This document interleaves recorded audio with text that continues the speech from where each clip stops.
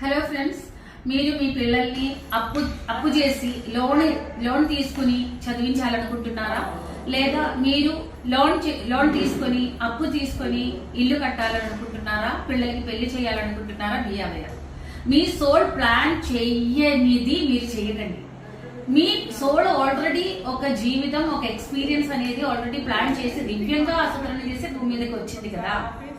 మీకు నిజంగా ఆ చదువు చదవాలని మీ సోల్ ప్లాన్ చేస్తుంటే మీరు గొప్ప ఇంట్లో పుడతారు.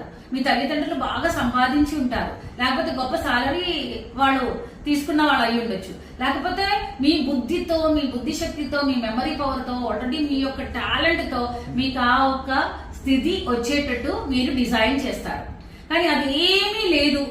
కానీ నేను ఎలాగైనా చదువుకోవాలి, ఎలాగైనా ఇల్లు కట్టుకోవాలి, అది అప్పు తెచ్చైనా పర్వాలేదు, లోన్ తీసుకునే పర్వాలేదన్న ఆవేశం మీలో ఉంది అంటే జాగ్రత్త, మీరు